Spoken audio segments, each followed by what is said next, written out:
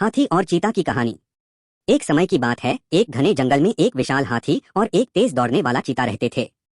हाथी अपने भारी शरीर और ताकत के लिए जाना जाता था, जबकि चीता अपनी फुर्ती और गति के लिए मशहूर था। एक दिन दोनों में बहस हो गई कि उनमें से कौन ज्यादा ताकतवर है। चीता ने गर्व से कहा, मैं दुनिया का सबसे तेज दौड़ने वाला जीव हूँ, मुझे कोई पकड़ नहीं सकता। हाथी मुस्कुराया और बोला, गति ही सब कुछ नहीं होती, असली ताकत धैर्य और बुद्धिमानी में होती है। दोनों ने फैसला किया कि वे एक प्रतियोगिता करेंगे। चीता को लगा कि दौड़ में वह आसानी से जीत जाएगा, लेकिन हाथी ने कहा, यह सिर्फ दौड़ की प्रतियोगिता नहीं होगी, इसमें धैर्य और बुद्धिमानी की भी परीक्षा होगी। पहली प्रतियोगिता दौड़ की थी।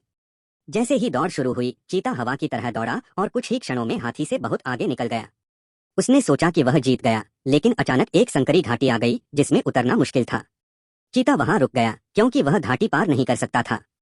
लेकिन हाथी धैर्यपूर्वक आया और अपनी लंबी सूंड से पेड़ों को हटा दिया, जिससे रास्ता बन गया और वह आगे बढ़ गया।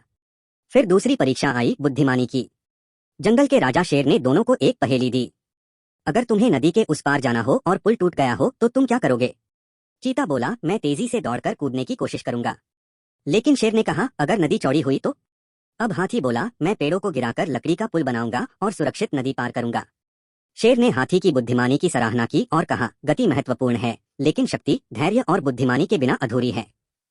चीता ने भी यह बात स्वीकार की और दोनों अच्छे दोस्त बन गए। तेजी अच्छी चीज है, लेकिन असली ताकत धैर्य, समझदारी और मेहनत में होती है।